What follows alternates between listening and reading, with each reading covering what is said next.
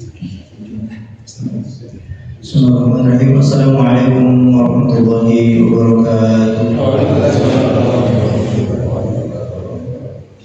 Innal hamdalillah nahmaduhu wa nasta'inuhu wa nastaghfiruh wa natubu ilaihi wa na'udzu billahi min shururi anfusina wa min sayyiati a'malina. May yahdihillahu fala mudilla lahu wa may yudlil fala hadiya lahu. Wa asyhadu an la ilaha illallah wahdahu la syarika lahu wa asyhadu anna Muhammadan abduhu wa rasuluh salawatu rabbihi wa salamuhu alaihi wa ala alihi wa sahbihi ajma'in. Amma ba'd. Kaum muslimin dan muslimat, a'azzani Allah wa iyyakum.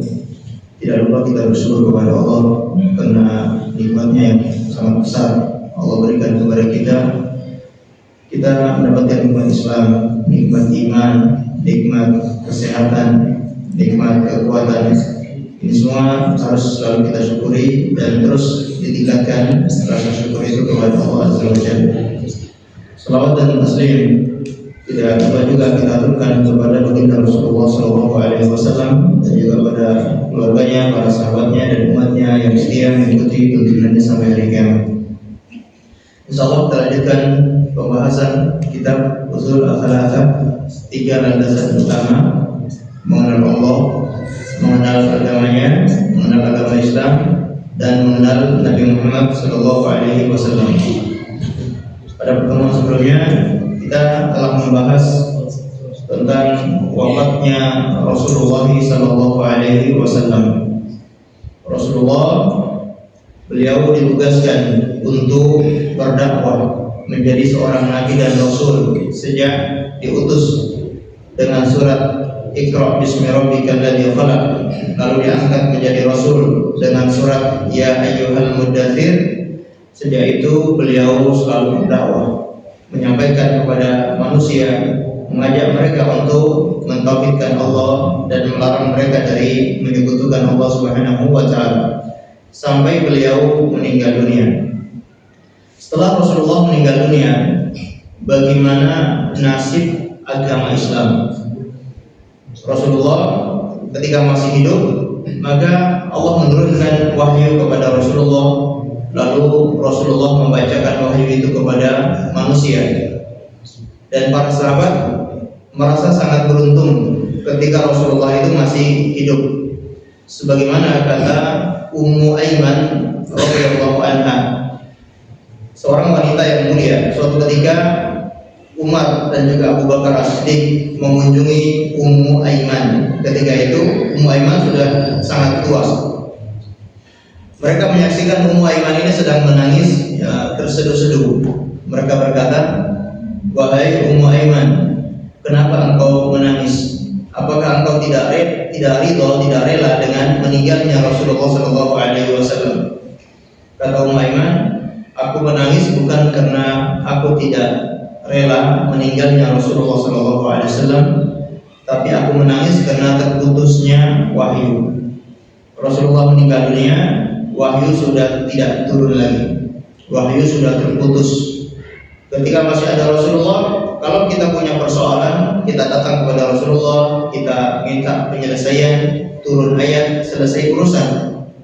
Tapi kalau Rasulullah sudah meninggal dunia, kita tidak bisa seperti itu lagi. Kita hanya mengambilnya dari ayat Al-Quran, kemudian dari hadis Rasulullah, lalu kadang berijtihad, menyimpulkan dengan kemampuan mereka sendiri, sehingga kadang-kala saling berbeda pendapat antara satu sahabat dengan sahabat yang lain, karena kalau tidak ada dalil mereka menggunakan ijtihad, yaitu kesimpulan dari pikiran mereka sendiri. Dan ini tentunya harus orang-orang yang sudah sampai pada tingkatan mampu berijtihad. Tidak semua orang bisa melakukan itu. Baik, bagaimana nasib agama Islam setelah meninggalnya Rasulullah SAW? Ini yang akan ditulis atau dibahas oleh Syekh Muhammad bin Abdul Wahab dalam bukunya ini. Kata beliau, "Wa dinuhu baqin wa hadza dinuhu." Dan agamanya senantiasa ada terus sampai hari kiamat. Wa hadza dinuhu, dan inilah agamanya Rasulullah.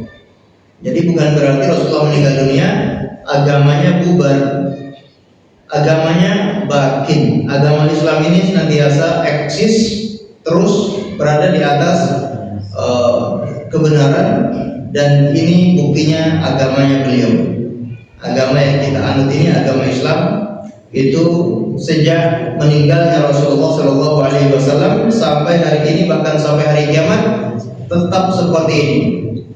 Tidak boleh dirubah dan tidak boleh ditambah sedikit pun. Agamanya sudah sempurna dan agamanya terus akan berlangsung. Wa hadza dinuhu, dan inilah agamanya beliau yang kita anut ini, yang kita kenal memiliki rukun. Agama Islam punya rukun, ada 5, yaitu syahadat atau mengucapkan 2 kalimat syahadat, lalu sholat, puasa, zakat, dan juga haji. Agama Islam juga memiliki 6 rukun iman: iman kepada Allah, kepada malaikat, kepada kitab-kitab, kepada para rasul, kepada hari akhir, dan beriman kepada takdir yang baik maupun takdir yang buruk. Seperti itu terus sejak zaman Nabi atau sejak Rasulullah masih hidup sampai hari kiamat, ya seperti itu agamanya. Rukunnya ada 5, rukun Islamnya ada 5, rukun 6-nya ada 6. Kalau ada yang tidak sama dengan rukun-rukun ini, maka bisa dipastikan aliran tersebut pasti aliran sesat. Kalau dia punya rukun yang lain, rukun saya 6, rukun Islamnya ada 6, tambah 1 lagi yaitu baiat kepada imamnya, ya, itu sudah pasti ini aliran yang nyeleneh, aliran yang sesat. Agama kita Islam hanya ada 5 rukun, kalau ditambah-tambah lagi, ini yang sudah kita bisa pastikan ajaran yang tidak benar sesuai dengan ajaran Rasulullah SAW. La khaira illa dallal ummata alaihi wa la syarra illa hadzara minhu. Tidak ada satu kebaikan pun melainkan sudah beliau tunjukkan kepada umatnya, dan tidak ada satu keburukan pun melainkan sudah beliau peringatkan kepada umatnya. Masya Allah. Ini bukti kasih sayang Nabi Sallallahu Alaihi Wasallam. Tidak ada satu kebaikan pun yang bisa mendekatkan kepada surga kecuali sudah dijelaskan oleh Rasulullah Sallallahu Alaihi Wasallam. Dan tidak ada satu keburukan pun yang bisa menjerumuskan orang ke dalam api neraka kecuali sudah diperingatkan oleh Rasulullah Sallallahu Alaihi Wasallam. Tidak ada kebaikan yang luput dari beliau dan tidak ada keburukan yang luput dari peringatan beliau. Maka jelaslah kalau agama Islam ini agama yang sempurna. Beliau ketika meninggal dunia meninggalkan agama ini dalam kondisi sempurna, tidak ada kekurangan sedikit pun. Oleh karenanya tidak ada atau tidak diperbolehkan seseorang untuk menambah-nambah sendiri ajaran baru. Tidak boleh dia mengurangi juga ajaran yang diajarkan oleh Rasulullah. Kita cukupkan dengan yang diajarkan oleh Rasulullah, tidak perlu menambah-nambah lagi. Dan yang diajarkan oleh Rasulullah, kalau kita mau mengamalkan, kita tidak akan mampu mengamalkan semuanya. Seandainya ada orang yang ingin mengamalkan seluruh ajaran Rasulullah yang diajarkan oleh Rasulullah, dia tidak akan mampu mengamalkan semuanya. Kok ini malah pengen nambah lagi? Yang sudah ada saja belum tentu mampu dijalankan semuanya. Kok malah ditambah-tambah lagi? Ditambah ibadah-ibadah, amalan-amalan yang tidak dicontohkan oleh Rasulullah SAW. Kemudian kata beliau, wal khairul ladzi dalla alaihi at-tauhid. Dan kebaikan yang ditunjukkan oleh Rasulullah adalah tauhid. Wa jami'u ma yuhibbuhu Allahu wa yarda. Dan segala perbuatan atau segala sesuatu yang dicintai oleh Allah dan diridhoi oleh Allah Subhanahu wa taala. Ini sudah disampaikan oleh Rasulullah SAW, terutama masalah tauhid. Beliau dari awal diutus sampai meninggal dunia, beliau menekankan untuk mentauhidkan Allah dan menjauhi kesyirikan. Termasuk menekankan hal-hal yang dicintai oleh Allah dan diridhoinya. Misalkan masalah sholat 5 waktu. Di menjelang beliau meninggal dunia, beliau ingatkan kepada umatnya, as-salat, as-salat, wa ma malakat yaminukum. Jaga salat, perhatikan salat wahai umatku, wa ma malakat yaminukum, dan orang-orang yang di bawah tanggung jawab kalian. Perhatikan itu, jangan disia-siakan. Ini menjelang wafat Rasulullah, beliau juga memperingatkan untuk menjaga sholat. Karena ini masalah sholat adalah masalah yang sangat dicintai oleh Allah Subhanahu wa Ta'ala. Amalan badan yang paling dicintai oleh Allah adalah sholat. Wa syarrul ladzi haddara minhu asy-syirku wa jami'u ma yakrahuhu Allah wa ya'bah. Dan perkara yang diperingatkan oleh Rasulullah adalah kesyirikan dan hal-hal yang dibenci oleh Allah dan tidak disukai oleh Allah Subhanahu wa Ta'ala. Tadi kita singgung, ini menunjukkan kasih sayang Rasulullah sallallahu alaihi wasallam. Kata Allah Subhanahu wa Ta'ala, laqad ja'akum rasulun min anfusikum azizun 'alaihi ma 'anittum harisun 'alaikum bil mu'minina raufur rahim. Dalam surat At-Taubah ayat 129. Sungguh telah datang kepada kalian seorang rasul min anfusikum. Rasul ini dari kalangan kalian sendiri. Azizun 'alaihi ma 'anittum. Sangat terasa berat olehnya penderitaan kalian. Kalau kalian menderita, itu beliau lebih menderita. Beliau menderita karena melihat umatnya menderita. Gimana kasih sayang Rasulullah? Kalau ada umatnya yang sakit, beliau lebih merasakan sakit. Kalau ada umatnya yang sedih, beliau lebih merasakan kesedihan. Ini bukti kasih sayang beliau yang besar kepada umatnya. Apapun yang didahulukan adalah umatnya. Ketika Allah Subhanahu wa Ta'ala menawarkan, apakah engkau mau dikasih doa yang mustajab? Kata Nabi Shallallahu Alaihi Wasallam, semua nabi-nabi sudah mengambil jatah doa yang mustajab tersebut, tapi aku tidak mengambilnya. Aku akhirkan doa yang mustajab itu sebagai syafaat untuk umatku nanti pada hari kiamat.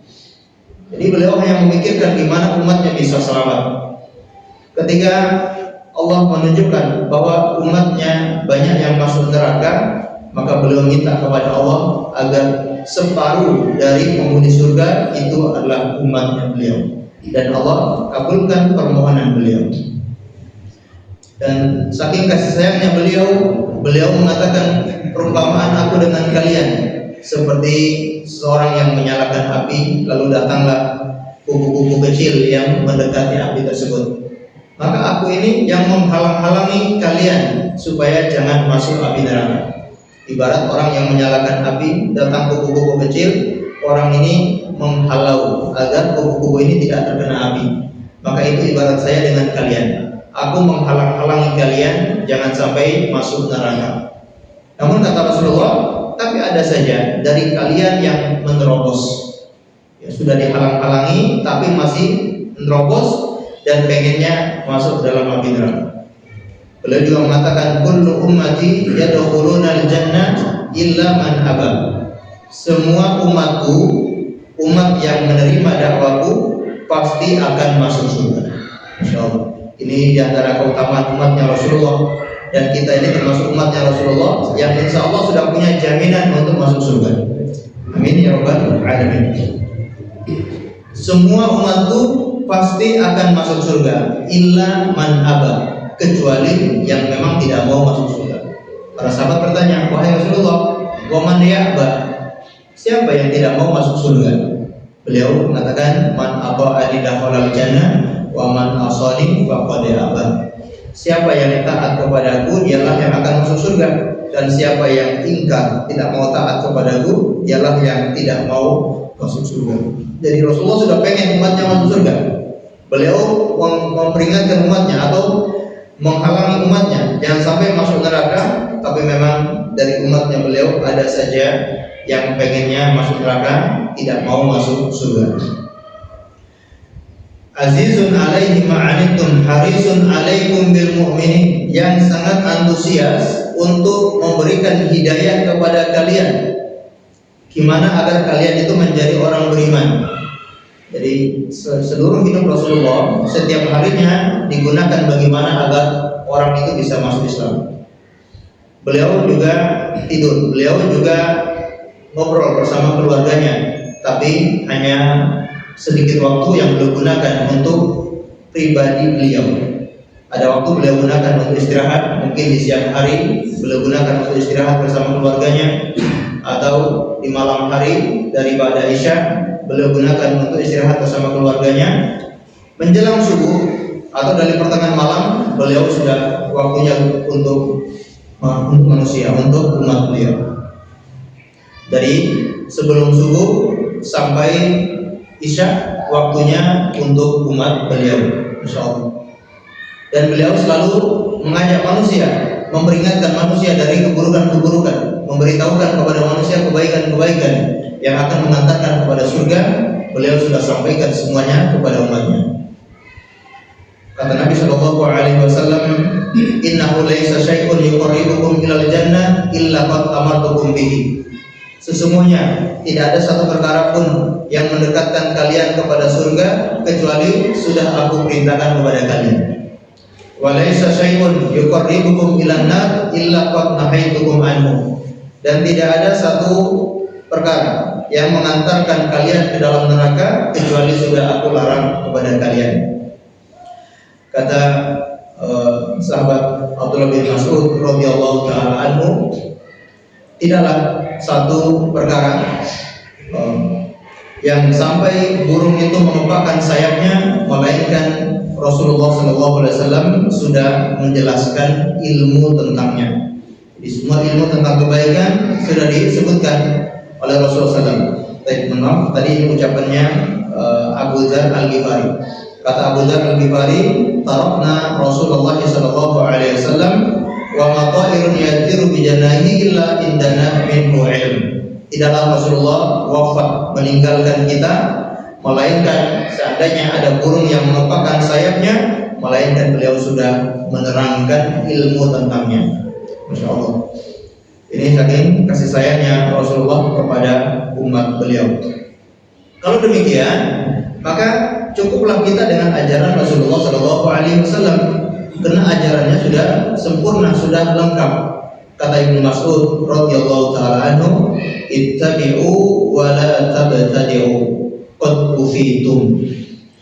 Ikuti, ittabi'u, ikuti ajaran Rasulullah, teladani, ikuti saja ajaran Rasulullah. Wala tabtadi'u, dan jangan kalian membuat-buat ajaran yang baru. Qad kufitum, kalian sudah dicukupkan, sudah cukup dengan ajaran Rasulullah, tidak perlu ditambah-tambah.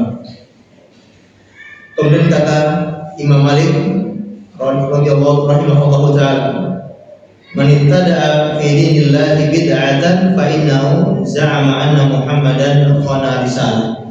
Barang siapa yang membuat perkara baru dalam urusan agama, sama saja dia menganggap Nabi Muhammad itu berkhianat terhadap risalah. Nabi Muhammad itu tidak jujur di dalam menyampaikan ajaran agama Islam. Kenapa? Kok dia masih membuat ajaran baru, membuat perkara-perkara baru dalam agama? Kayaknya dia merasa Nabi Muhammad itu belum tuntas mengajarkan agama ini. Padahal beliau sudah sampaikan semuanya, perkara yang mendekatkan ke surga atau perkara yang mengantarkan ke neraka sudah beliau larang umatnya. Dan perkara yang paling besar beliau beritakan adalah perkara tauhid, dan perkara yang paling besar beliau peringatkan umatnya adalah perkara kesyirikan. Ba'atsallahu ilan nasi kafatan wa aftaradallahu ta'atahu ala jami'i tsaqalain al-insu wal jinnu.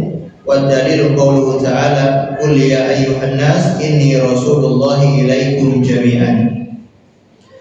Allah Subhanahu wa taala mengutus beliau kepada manusia seluruhnya. Ini termasuk keistimewaan Nabi kita sallallahu alaihi wasallam. Nabi-nabi sebelumnya atau nabi-nabi sebelum beliau itu diutus hanya untuk kaumnya saja. Sebagaimana ungkapan beliau, "Utitu khamsan lam yu'tahunna ahadan minal anbiya'i qabli."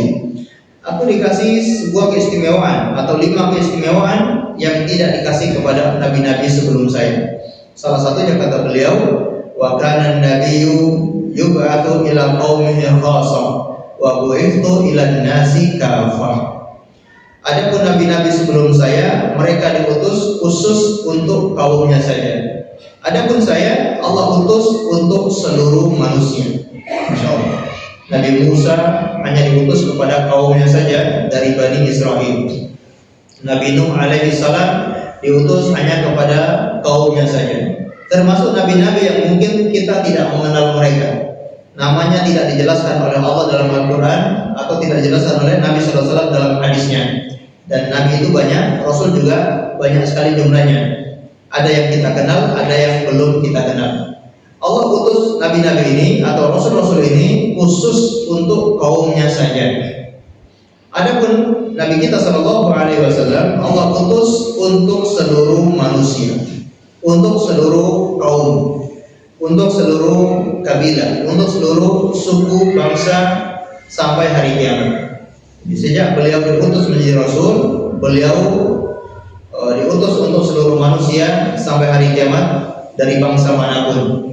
Apakah dari suku ini, apakah dari suku Quraisy, apakah dari suku Hawazin, apakah dari suku Yathrib, atau dari suku Quraidah, dari suku yang lain, termasuk dari suku-suku yang ada selain dari suku Arab. Suku-suku yang ada di negara barat, yang ada di negara timur, semuanya berlaku diutusnya Nabi Muhammad Sallallahu Alaihi Wasallam. Dan ini tadi kita sebutkan keistimewaan Nabi kita Sallallahu Alaihi Wasallam. Baik, oleh karenanya semua agama Nabi Muhammad itu sama, baik di suku manapun agamanya sama yang dibawa oleh Nabi kita Sallallahu Alaihi Wasallam.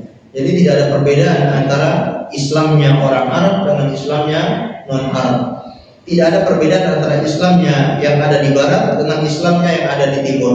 Semuanya rata sama, tidak ada yang berbeda sama sekali. Sholatnya sama, bacaan dalam sholatnya sama, waktu-waktu sholatnya sama, puasanya juga sama, masuk pada bulan Ramadan, kemudian hajinya juga sama, semuanya sama, tidak ada perbedaan sama sekali.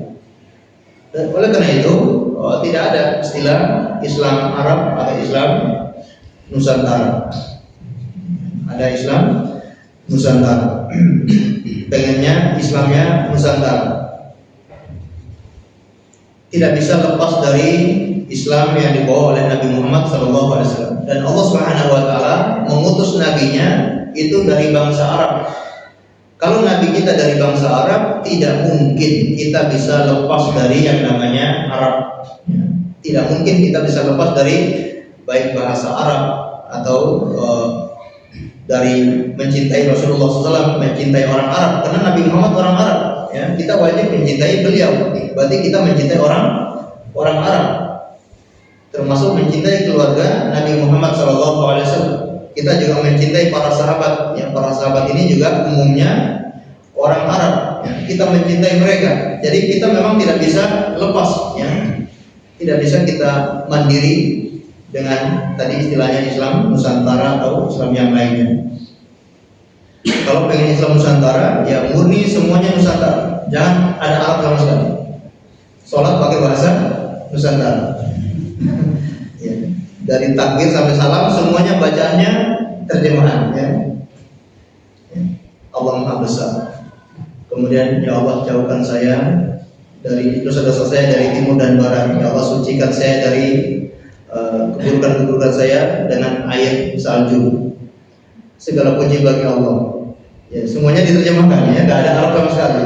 Nah, tidak bisa, kita nggak bisa lepas dari Arab. Dan itulah hikmahnya di akhir zaman umatnya Nabi Muhammad SAW semuanya sama. Dan itu Allah menutup para nabi, yaitu Nabi kita SAW, tidak ada lagi nabi setelahnya. Maka siapapun dari umatnya Nabi Muhammad, maka ajarannya semuanya sama, tidak ada yang berbeda. Termasuk Nabi Isa alaihissalam ketika beliau turun nanti menjelang terjadinya hari kiamat juga mengikuti ajarannya Nabi kita Sallallahu Alaihi Wasallam. Beliau juga mengatakan, "Lau anna Musa hayyan ma wasi'athu illa tibai." Seandainya kalau Nabi Musa itu masih hidup, tidak ada pilihan lain kecuali dia harus ikut dengan ajaran saya. Jadi tidak ada yang berbeda. Kalau ada yang berbeda dengan ajaran Nabi Muhammad, pasti ajarannya tidak akan diterima oleh Allah Subhanahu wa Ta'ala. Contoh, ada orang yang tauhidnya kepada Allah benar, dia tidak berbuat kesyirikan, dia menyembah hanya kepada Allah saja, dia berdoa hanya kepada Allah saja, tidak pernah berbuat kesyirikan. Tapi ajarannya, saya nggak pengen ikut ajaran Nabi Muhammad, saya pengen ikut ajarannya Nabi Musa saja, atau saya pengen ikut ajarannya Nabi Khidir saja, ajarannya Nabi Khidir. Akhirnya tidak mau ikut ajaran Nabi Muhammad SAW. Ini tidak akan diterima oleh Allah Subhanahu wa Ta'ala, dan dia termasuk orang kafir. Sekalipun dia tidak berbuat syirik, tapi kalau dia tidak mengakui Nabi Muhammad, dia termasuk orang kafir. Dan orang kafir tempat kembalinya kekal di dalam neraka selama-lamanya. Jadi orang yang kekal di neraka itu ada dua, orang musyrik dan orang kafir. Orang musyrik, orang yang menyekutukan Allah Subhanahu wa Ta'ala.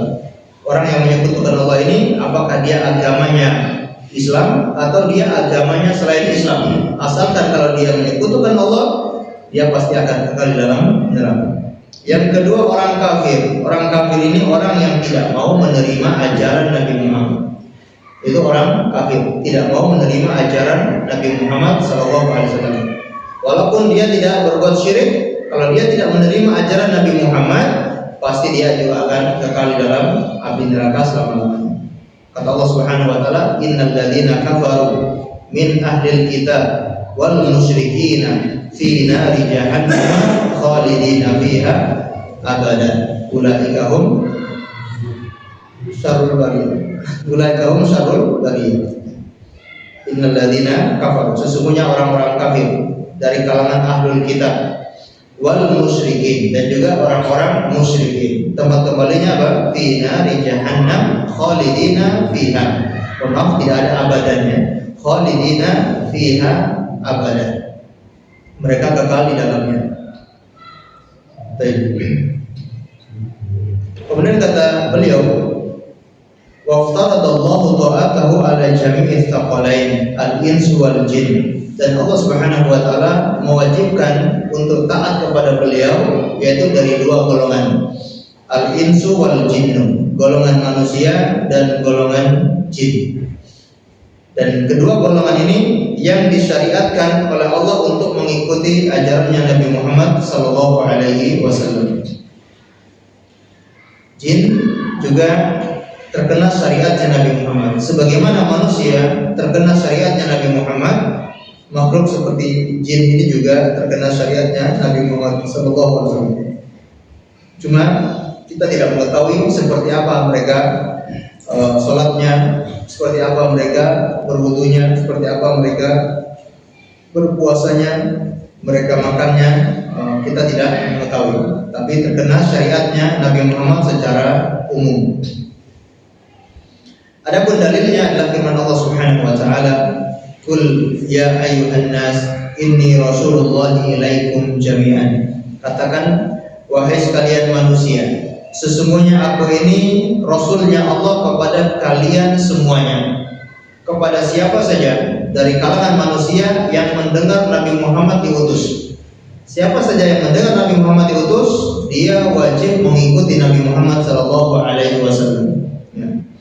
Kata Nabi SAW, la yasma'u bi ahadun min hadhil ummah yahudiyan wala nasraniyan thumma lam yu'min billadhi ursiltu bihi illa kana min ashabina. Tidaklah mendengar aku diutus dari umat ini, apakah Yahudi, apakah Nasrani, lalu dia tidak mau mengikuti saya, dia tidak meninggalkan ajarannya, ajaran nabi-nabi sebelum Nabi Muhammad, dia tidak mau ikut dengan saya, kecuali dia mempersiapkan tempat kembalinya di dalam api neraka. Sehingga ketika Rasulullah melihat Umar bin Khattab memegang kitab Taurat atau memegang lembaran Taurat, beliau mengatakan, wahai Ibnu Khattab, apakah kamu ragu dengan kenabian saya? Lalu beliau mengatakan, seandainya Nabi Musa masih hidup, tidak ada pilihan lain kecuali harus ikut dengan saya. Termasuk diutus untuk semuanya, yaitu kepada manusia dan juga jin. Wa akmalallahu bihi ad-din, dan Allah Subhanahu wa Ta'ala menyempurnakan dengannya agamanya. Dalilnya firman Allah Subhanahu wa taala, "Al-yauma akmaltu lakum dinakum wa atmamtu 'alaikum ni'mati wa raditu lakumul Islam dinan." Pada hari ini telah aku sempurnakan untuk kalian agama kalian dan aku cukupkan bagi kalian nikmatku atau rezekiku. Wa raditu lakumul Islam dinan, dan aku ridho Islam sebagai agama kalian.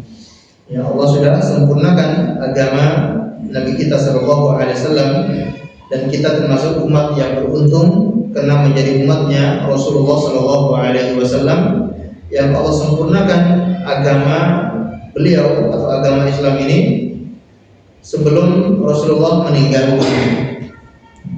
Sehingga ketika beliau meninggal dunia, agama ini sudah betul-betul sempurna, lengkap, tidak ada kekurangan sama sekali. Ayat ini turun, surat Al-Maidah ayat yang ketiga ini turun di Haji Wada, di hari Arafah, ketika Rasulullah SAW sedang berkhutbah di Haji Wada. Allah turunkan firman-Nya, "Al-yauma akmaltu lakum dinakum." Hari ini, pada hari ini yaitu hari Arafah ini, sudah aku sempurnakan untuk kalian agama kalian, dan aku cukupkan bagi kalian nikmatku atau rezekiku, dan aku ridho Islam sebagai agama kalian. Agama yang diridhoi oleh Allah hanyalah agama Islam. Siapa yang mencari agama selain Islam pasti tidak akan selamat, pasti tidak akan diterima oleh Allah Subhanahu wa taala. Allah juga mengatakan dalam ayat yang lain, "Wa may yabtaghi ghairal islami dinan falan yuqbala minhu wa huwa fil akhirati minal khasirin." Barang siapa yang mencari selain Islam sebagai agamanya, niscaya Allah tidak akan terima darinya sedikit pun. Kalau ada orang yang beribadah kepada Allah dengan ikhlas, tapi ibadahnya bukan dengan tata cara ibadah orang Islam, maka kata Allah, "La yuqbalallahu minhu." Allah tidak akan terima darinya sedikit pun. Wa fil akhirati minal khasirin. Dan nanti pada hari kiamat dia termasuk orang-orang yang rugi. Rugi kenapa? Sudah beramal, sudah capek-capek beramal, tetapi tidak diterima oleh Allah Subhanahu wa taala. Kerugian yang besar, penyesalan yang tidak ada gunanya. Ketika ada orang yang tidak mau masuk Islam, menganggap agamanya benar, menganggap agamanya bisa menyampaikan ke surga, tidak akan diterima oleh Allah Subhanahu wa taala. Suatu ketika Umar bin Khattab melewati tempat ibadahnya orang-orang non-muslim. Ketika dia melihat para ubad, para ahli ibadah itu berdiam diri, beriktikaf di dalam rumah ibadah itu berhari-hari, ya. Ada agama lain yang ahli ibadahnya itu betul-betul sampai meninggalkan makan, meninggalkan minum, meninggalkan syahwat dunia. Ada yang sampai tidak menikah, ada yang dihabiskan untuk iktikaf, bahasa kita bertapa, bahasa agamanya iktikaf, bertapa berminggu-minggu tidak makan sedikit pun. Gimana pengorbanannya, luar biasa itu. Tidak makan, tidak minum, tidak tidur. Dia gunakan itu, anggapan orang tersebut dia sedang beribadah kepada Tuhannya, tapi tidak diterima oleh Allah Subhanahu wa taala. Umar bin Khattab melihat orang-orang seperti itu, beliau lalu menangis. Mereka beribadah dengan menghabiskan umurnya, tetapi pada hari kiamat Allah tidak menerima dari amalan-amalan mereka. Tentunya agama yang diridhoi oleh Allah hanyalah agama Islam, maka selain dari Islam tidak akan diridhoi oleh Allah, alias pasti masuk neraka dan kekal dalam neraka selama-lamanya. Yang benar hanya Islam, yang selamat hanya Islam, yang masuk surga hanya Islam. Selain Islam tidak akan selamat, selain Islam tidak akan masuk surga, selain Islam pasti kekal di dalam neraka selama-lamanya. Maka tidak ada penyetaraan agama, pluralisme agama. Tidak ada konsep pluralisme agama dalam agama kita. Dalam agama kita memiliki prinsip, yaitu hanya Islam saja yang benar. Dan zaman sekarang mulai ada beberapa oknum yang pengen menyamakan Islam dengan non-Islam, mengatakan semua agama sama, semua agama sama-sama masuk surga, semua agama sama-sama bebas dari neraka. Beda hanya jalurnya saja. Mungkin Islam jalurnya lewat sini, kalau non-Islam jalurnya lewat sini.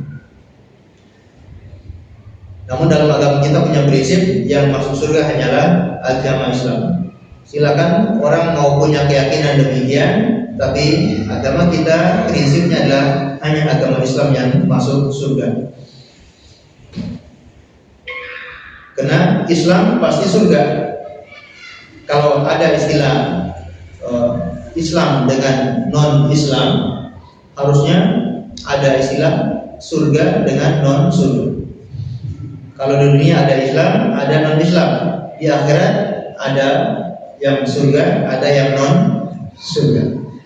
Kenapa di dunia saja ada non-Islam? Di akhirat tidak ada non-surga. Kalau di dunia non-Islam, pasti di akhirat non-surga. Kalau non-surga pasti non-stop. Ya, kalau non-surga non-stop, ya. Dan non-stopnya itu diazab di dalam neraka. Alhamdulillah, ya, kita alhamdulillah bersyukur Allah pilih kita menjadi orang Islam tanpa kita minta. Kita lahir sudah beragama Islam. Orang tua kita Muslim, kita tumbuh dalam keluarga Muslim, dan kita akhirnya mengenal Allah, kita mengenal Nabi Muhammad, kita mengenal agama Islam, kita bisa beribadah, bisa sholat. Masya Allah, ini nikmat yang luar biasa. Syukuri dengan tetap istiqomah, pertahankan agama ini dengan cara terus menuntut ilmu, menghadiri pengajian. Ini salah satu upaya kita untuk menjaga nikmat Islam, yaitu dengan sering hadir ke pengajian. Kalau jarang mendengarkan ilmu, jarang mendengarkan pengajian, hati-hati, bahaya. Ya, hatinya bisa kering. Kalau hatinya sudah kering, mudah sekali untuk luntur keimanannya. Kalau imannya sudah semakin luntur, bisa-bisa dia menganggap agama sama. Kalau menganggap agama sama, bisa-bisa dia mau pindah ke agama mana saja terserah. Alias pramuka. Di sini senang, di sana senang, di mana-mana hatiku senang. Agama kok pramuka. Baik. Wa dalilu ala mautihi qauluhu ta'ala. Adapun dalil tentang wafatnya Nabi Muhammad sallallahu alaihi wasallam adalah firman Allah Subhanahu wa taala, innaka mayyitun wa innahum mayyitun thumma innakum yawmal qiyamati 'inda rabbikum takhtasimun. Sesungguhnya engkau wahai Muhammad juga akan mati sebagaimana innaka mayyitun wa innahum mayyitun. Sebagaimana mereka juga mati, engkau juga akan mati. Kemudian sesungguhnya engkau pada hari kiamat akan berbantah-bantahan di hadapan Tuhan. Nah, ini dalil kalau Rasulullah itu sudah meninggal dunia. Beliau sudah meninggal dunia, bahkan para sahabat menyaksikan meninggalnya Nabi Muhammad SAW, dan beliau tidak mungkin hidup kembali ke dunia. Beliau sudah di alam yang lain, di alam barzah. Tidak bisa beliau kembali ke dunia. Kalau bisa beliau kembali ke dunia, alhamdulillah, masalah kita sangat senang kalau seandainya Nabi Muhammad bisa kembali ke dunia. Insya Allah umat ini akan jaya kalau Nabi Muhammad bisa kembali ke dunia. Umat ini terus dalam perpecahan, bahkan mungkin tidak menemukan solusi, ya karena kadang-kadang tidak ada titik temunya. Ya, masing-masing berargumen, masing-masing berijtihad, merasa paling benar. Kalau Nabi Muhammad masih bisa kembali ke dunia, alhamdulillah, dia bisa menyelesaikan segala persoalan yang ada di tengah-tengah kaum muslimin. Tapi masalahnya Nabi Muhammad sudah di alam lain dan tidak mungkin dan mustahil hidup kembali ke dunia.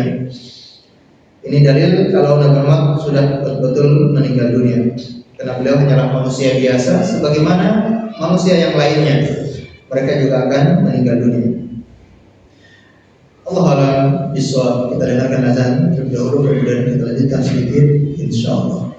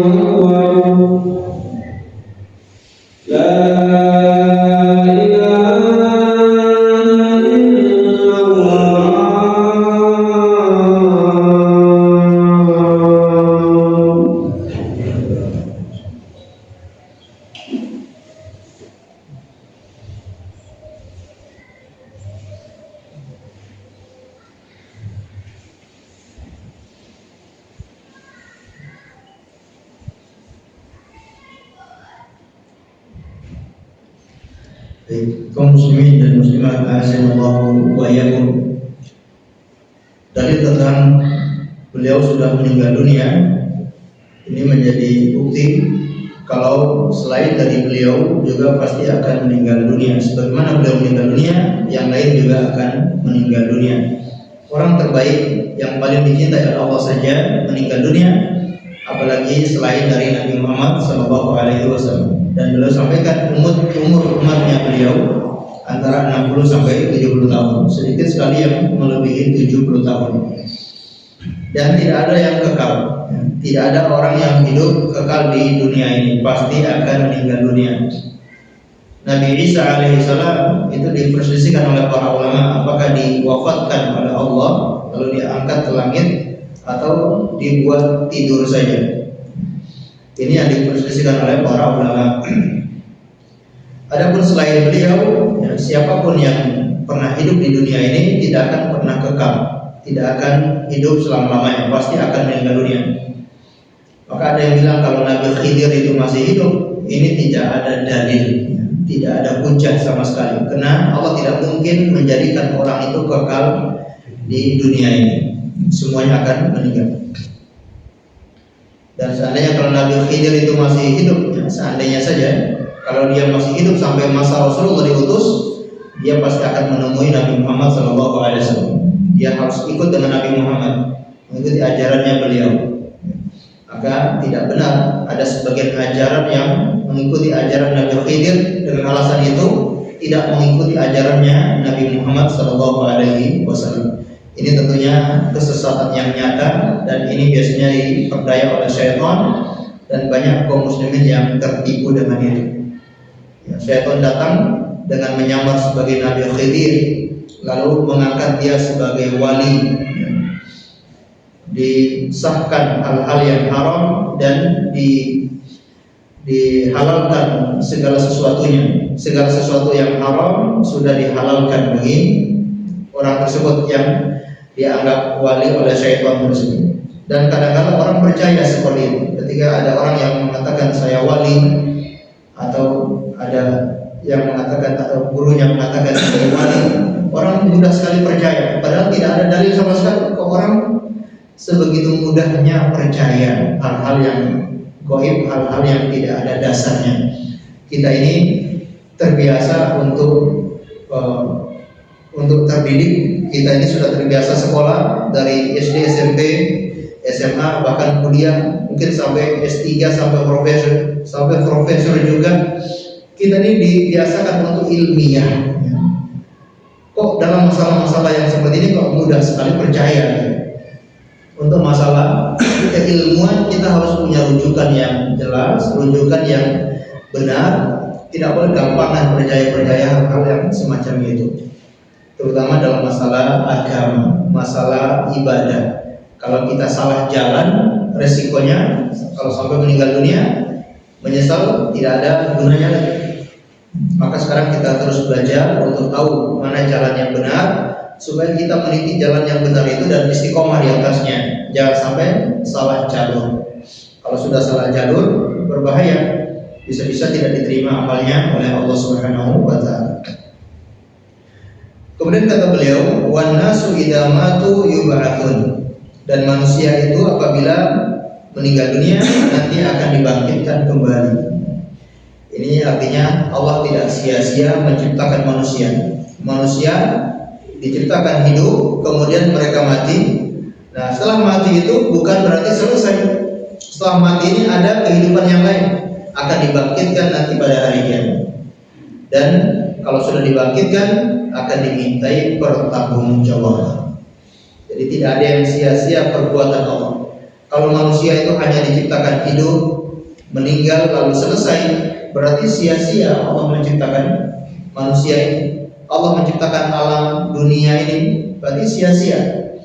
Dan mustahil perbuatan Allah itu mengandung kesia-siaan. Perbuatan Allah tidak ada yang sia-sia. Allah menjadikan manusia di muka bumi ini pasti ada tujuan, dan tujuannya adalah untuk beribadah kepada Allah, dan manusia nanti akan dibangkitkan ketika hari kiamat dan dimintai pertanggungjawaban. Kecil besar, baik buruk, semuanya dimintai pertanggungjawaban oleh Allah Subhanahu wa ta'ala. Allahu a'lam bishawab. Baik, barangkali cukup sekian dapat kami sampaikan, semoga bermanfaat untuk kita semuanya. Masih ada waktu, kita gunakan untuk tanya jawab. Kalau ada yang bertanya, kami persilakan.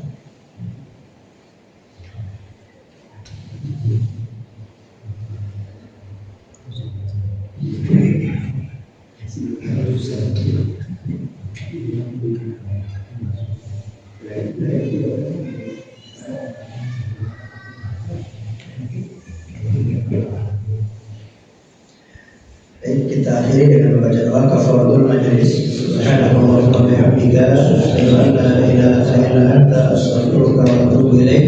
Wassallallahu ala nabiyina Muhammad wa ala alihi wasallam. Terima kasih atas segala perhatiannya. Mohon maaf atas segala kekurangannya. Assalamualaikum warahmatullahi wabarakatuh.